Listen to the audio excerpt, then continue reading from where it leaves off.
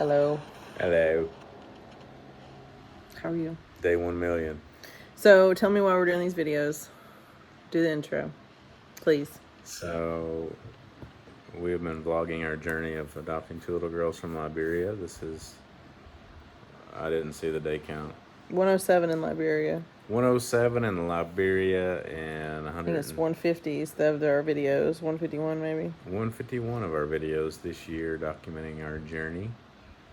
And we decided to come to Liberia to see if we can make some progress, figure out what was going on. We're still here. 4 months. 4 months. We've been here for 4 months. No way. Almost, yeah. So we've been here since February 13th. And it's almost June, so. Cool. We left Florida February 9th to make our trek to the Liberia land. Drove to Tennessee, then flew out of Nashville to New York, and then to Ghana, and then to Liberia. God bless Devin and Chris. So Devin and Chris are caring for Zeke, our 60-pound blue tick coonhound. That is a bit of a handful. He's a good family dog, but like he's not a good like low maintenance, please babysit my dog for 4 months dog. So this is like, Devin held my hand when I had my babies. So she's that friend. She volunteered. I didn't ask her. There was no one else I could have asked. But they sent us videos today of Zeke playing. Chris was playing with Zeke, and he sent us a video today of Zeke not really having great people manners, licking his face and jumping and everything. But he looked healthy and good, and he was home. So he hadn't run away again. He had on a shock collar. I noticed. Chris never told us what that cost. Probably feels bad for us. I'm feeling a little better. Kidney stone update. I feel like it's got to be over soon. Like it just can't keep on like this. But I thought I was going to throw up in the car on the way to the orphanage because I was so uncomfortable. But I was like, you know what, you're fine. And then I did my best to sleep on the way home, just to make it go faster. And I slept here about 10 minutes ago. We a little late coming in on the video.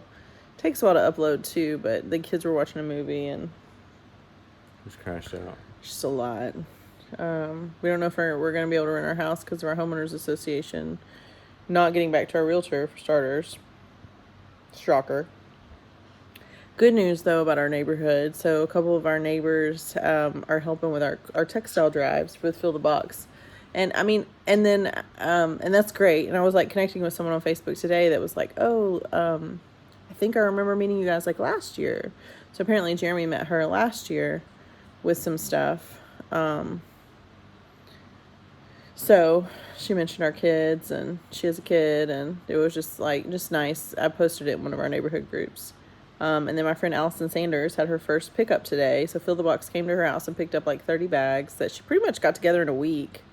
And now she's like, it's on. I got people scheduled to bring me more. And the thing about working with Fill the Box is it's a great company because it's all this stuff gets used. So if it won't sell, so if it's collected in Florida, it'll get distributed to nonprofit thrift stores in Florida. So they get it. That's where it goes. They pay us 20 cents a pound, and then they redistribute. Of course, it's business.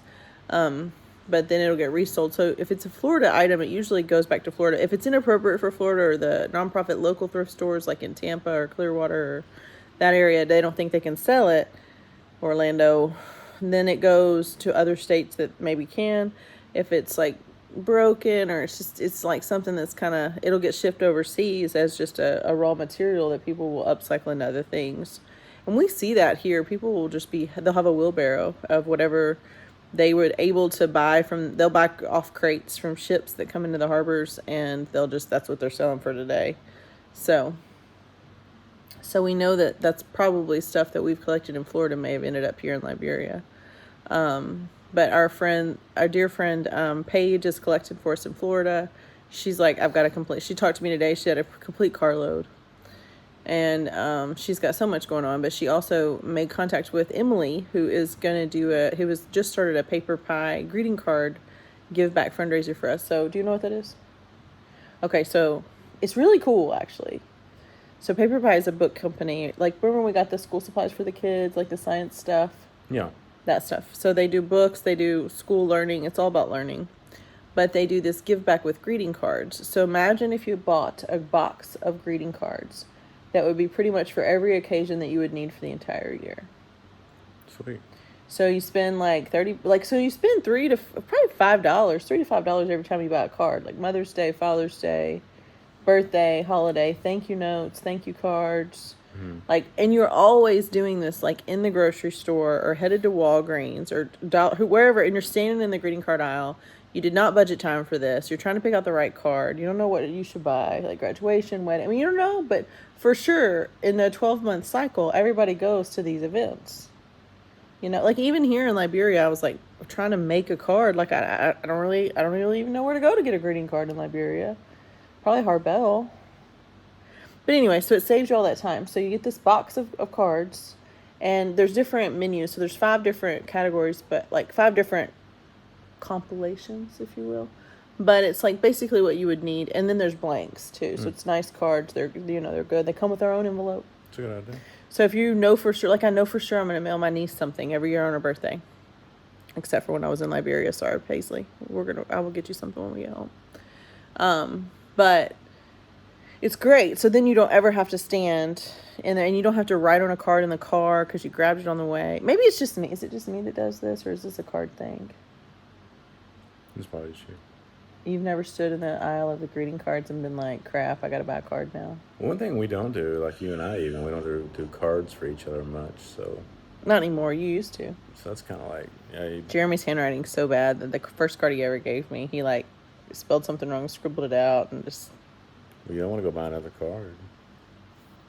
My baby's not a good speller. He needs. It's funny. I was like, we were at the home today. You're talking about clothes just being everywhere. I saw like one of the kids wearing a Sophie the First shirt, and I'm just like, that's some cartoon from America just here. And it's a PJ shirt, but she's wearing it as a regular shirt because she likes it. It's funny. But back to the cards. So you can spend like $30, and a portion of it will be donated to us directly by Emily. So that's one good thing. Thank you, Emily. So if you're gonna buy some greeting card stuff, you're gonna buy greeting cards anyway. So just go in and buy it in bulk now. You'll have the whole box. You just go to your junk drawer, pull it out, be ready for the occasion. Baby showers. Shanika's having a baby shower. She invited us. It's June 7th. You think we'll make it? Nope. I told her I need her address so we can mail her a gift. You know what I'm going to give her? Yeah. I'm not going to say it, though. Why? The blanket? Yeah, the Tula blankets. They're magical. It's my signature gift. Cool. So, power went out when I was taking a shower tonight. It was pitch black. It's a little bit scary. Jeremy was like, are you okay? He was cooking. Were you cooking? Jeremy was cooking. I don't know what the kids were doing. They were fine. I think they were watching TV. Just me and the open flame. One of them was probably taking a shower in the other darkness. I'm so over the sand. Morale at the orphanage today was much better. Everybody was good. I want to pause right here because when we were driving to the orphanage, there was this car, or was it coming back? I got a video of a car that was completely crooked, so I'm just going to put that video in now.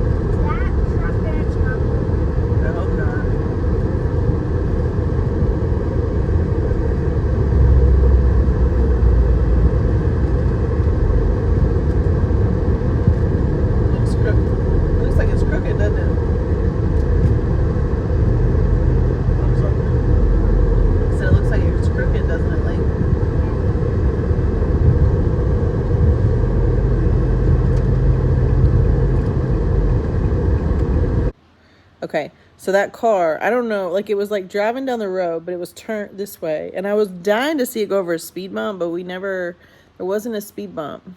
Like it turned a different way and we missed it. But I'm like, how do these cars hold it together? It's like the whole car was warped. Yeah. The car had been drinking. The car had been drinking. So Jeremy met with the lawyer yesterday, like we talked about. The lawyer today delivered a letter to the Ministry of Gender, Children, and Children and Social Protection. Children, Families, and Social Protection. Gender, Children, Families, and Social Protection. Those people. Because the suspension is apparently illegal, so we're hoping to get that changed. There's some meetings coming next week. The lawyer is very professional, very nice.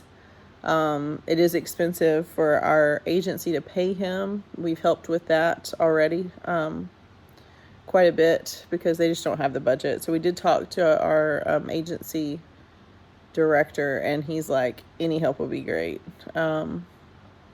So they're looking at about $3,500 legal fees probably total. Not right this second, but that's probably a good guesstimate as what legal fees are going to be over the next 3 to 6 months, I would say. Unless it gets nasty, and then, of course, the more work the lawyer has to do, the harder it's going to be. But this lawyer is a good guy, he's a professional guy, and he's going to use all the contacts he can to to turn on the lights in this darkness that we're sitting in, and to bring the truth out, and to hold people in Liberia accountable for following Liberian law. Because that's something that's been broken, and that's pretty depressing for us. So. Amen. So thanks to Paige for the double fundraiser today. She's doing the card thing. She's doing the textile thing. So thank you for that and organizing that stuff amidst your busy life of all the other things you're doing, all the other jobs you have. I'm losing count. And thank you to Allison for doing the textile drive. Textile drives, like, it sounds so much harder than it is. But she literally was like, oh, I'll just park my car in the driveway instead of the garage while I do this, and I'll just stack it up here.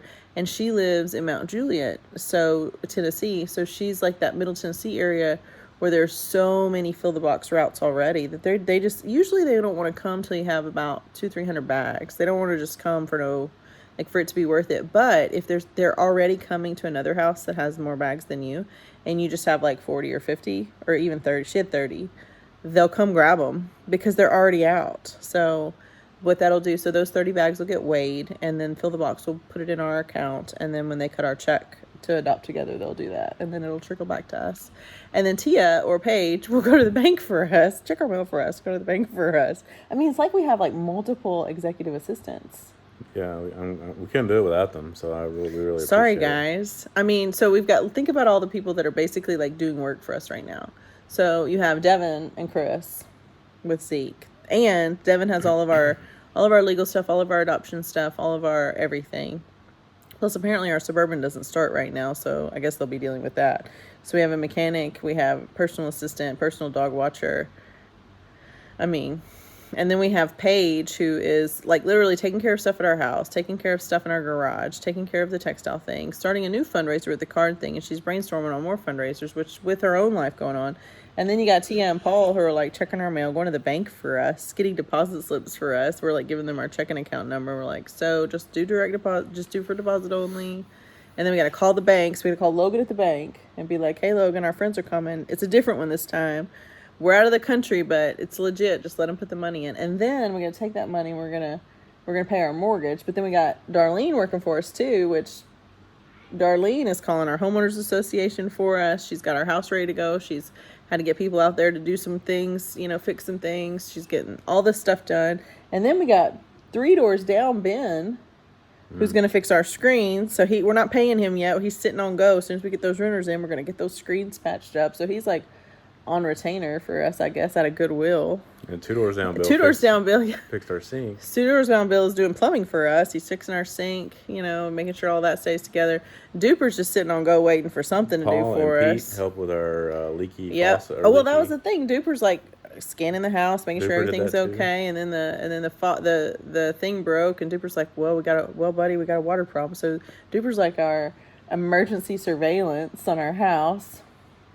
Thanks, everybody. It just keeps on, keeps on going. We're going to need all those thank you cards. I can't I know, we need to buy the greeting card. Do I get a discount? We need to buy the greeting card so we can write all that. That's very true. And then we have Jennifer Tilton, who gets a new phone call from a new friend or family member of mine every week. So last week she got Allison Sanders. 2 weeks ago she got Shocked Paige.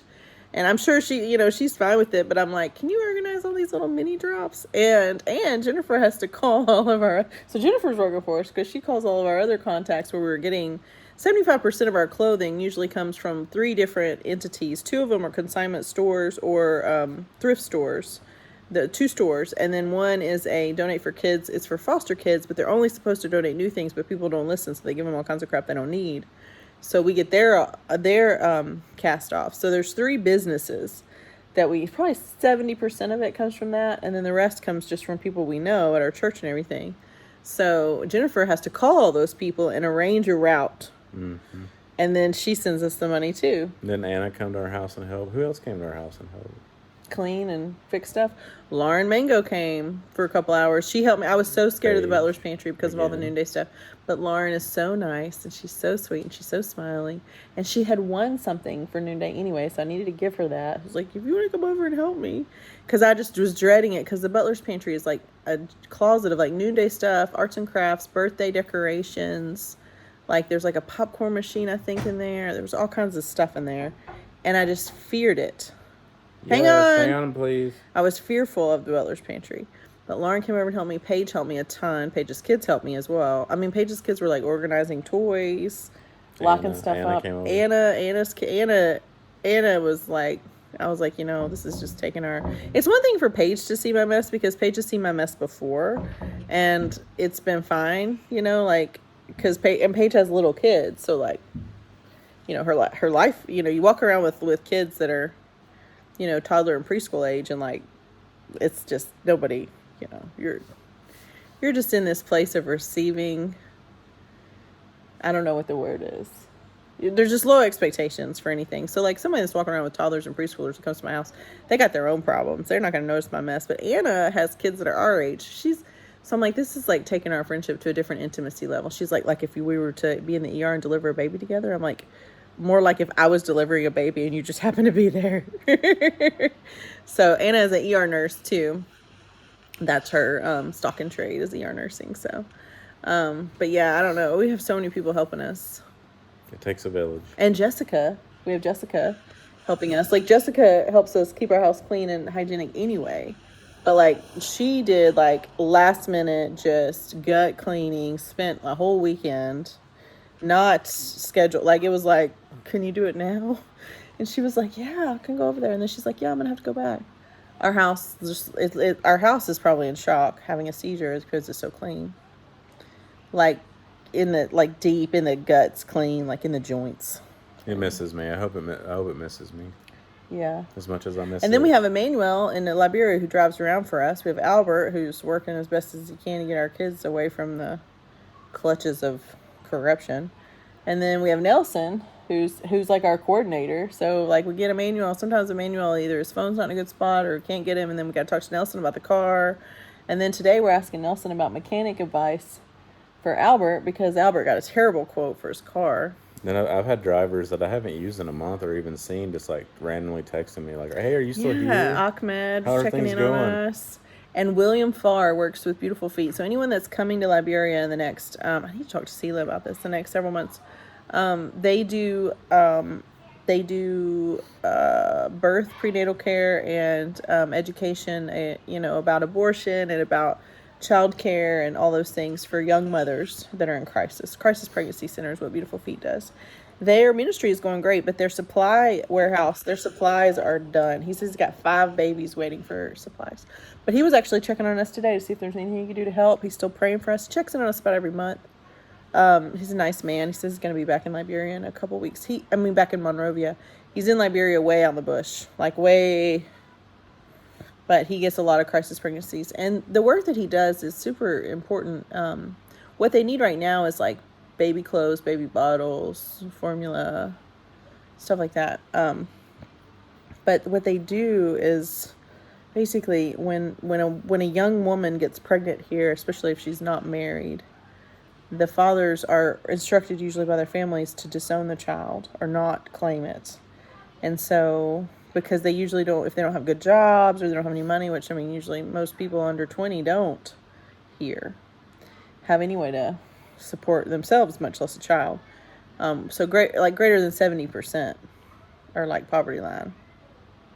So when you look at that statistic, so their families usually say just don't claim the child. There's no paternity testing that can be done, so there's no recourse for these young mothers. So they're like 14, 15, 16 years old, pregnant, don't know what to do.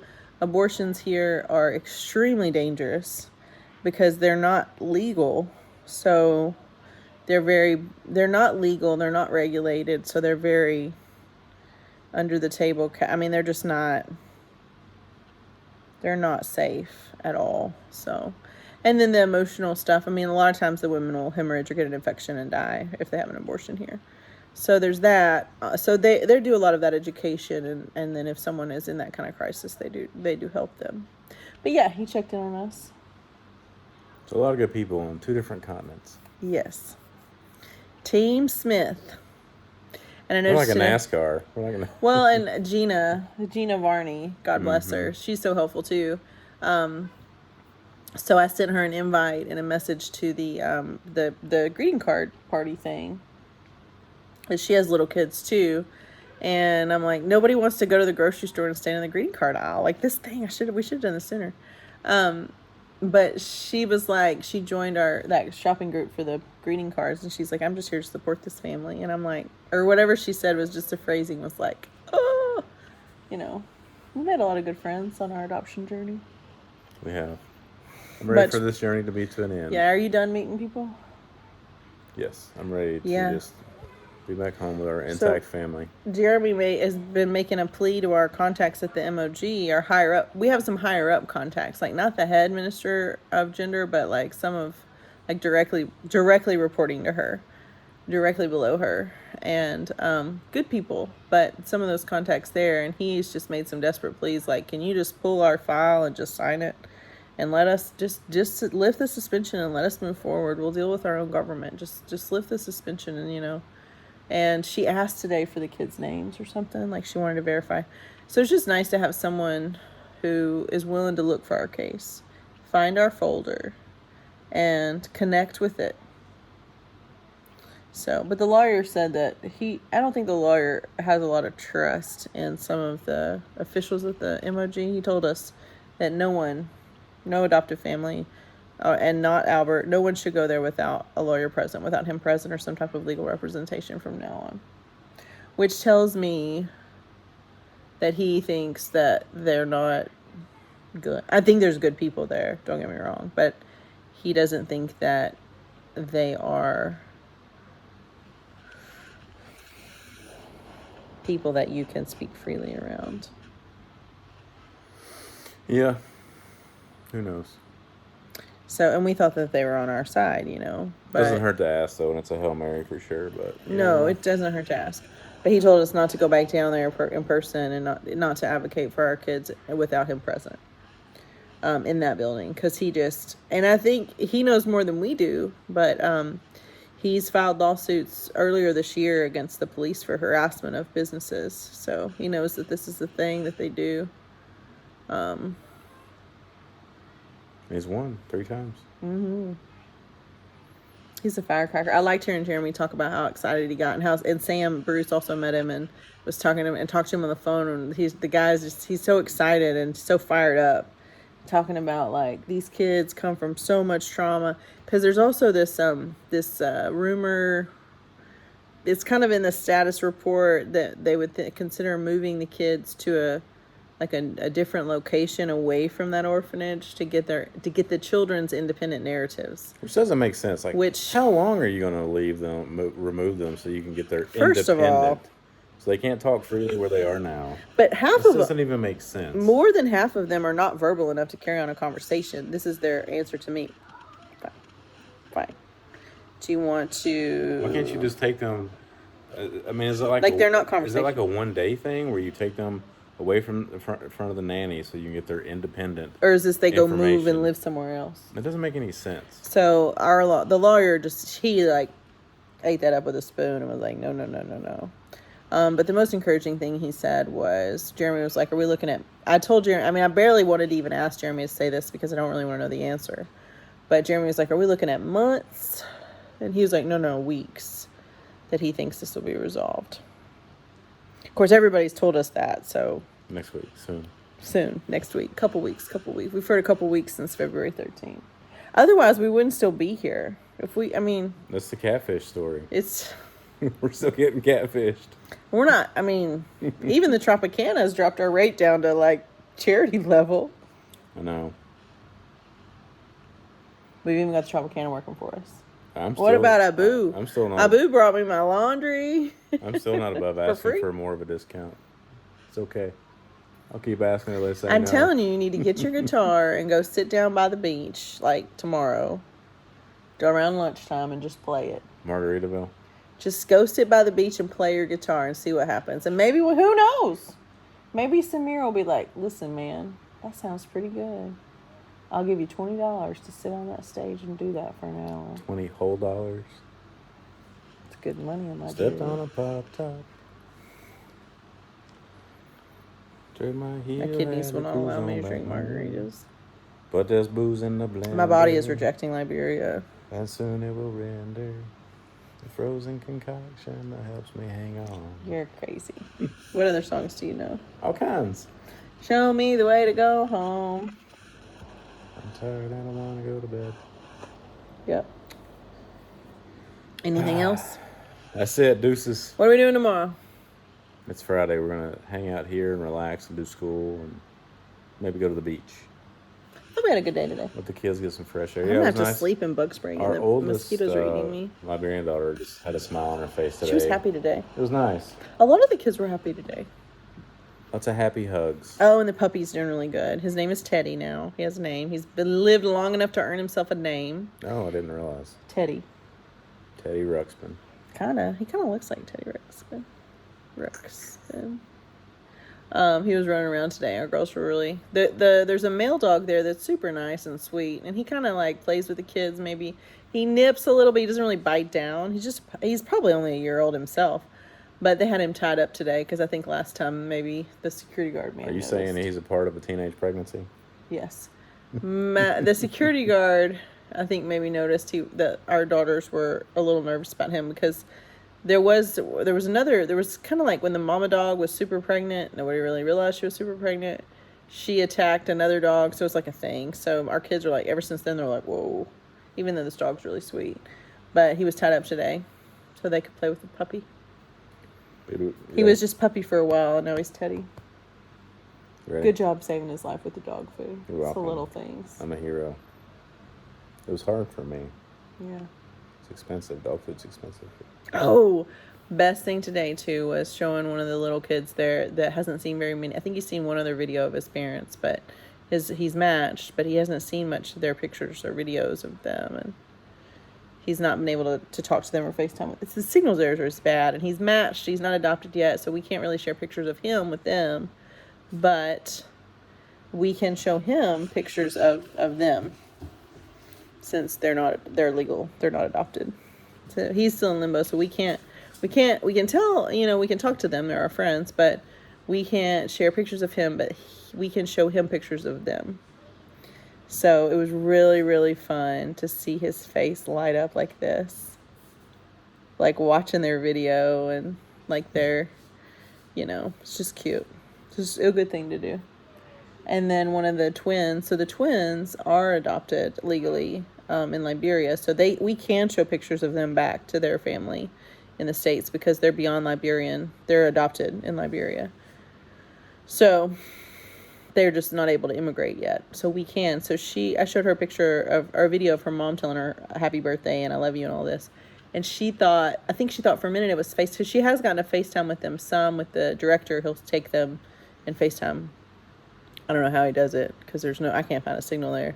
But she was saying I love you back. And I was like, oh, we got a video of that. Because she's usually really quiet. But she said I love you to her mom on the video, and so I captured it as a video back, but sometimes when I'm videoing her she doesn't understand, and then I got to keep all the other kids out of it, so if like the other kids pop in I got to do a redo. But it was a sweet moment for both that little boy and that little girl to connect, I think. The little girls, I just couldn't get over how I feel like they've just grown in like the I last think they've week. grown like 2 inches, yeah. I mean, I'm And like, it's good that they're growing. We want it them is, to but it grow. makes me mad for the lost time with their family. It's Yeah, ridiculous. they've just shot up. They're at that 5-year-old spurt.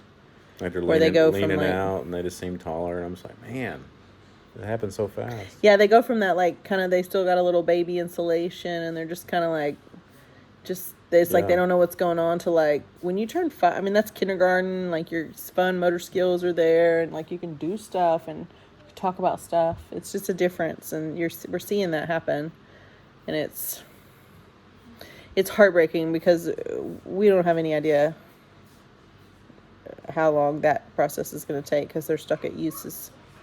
Yeah, Stuck in immigration. useless, code name useless. Yeah, but it was still nice to have the little corners of our life here where we can carve out just a little bit of happiness and a little bit of hope and a little bit of laughter with these little kids. It's like you just step out like that. You have that moment with those kids, like with him and with her today. It's like for me, it's like I've stepped out of this mess for just like 5 minutes, and it's just like this. It's like watching them, on their first Christmas. Like, that's how excited they get. So that was uplifting. So that's all. All right, bye. Bye.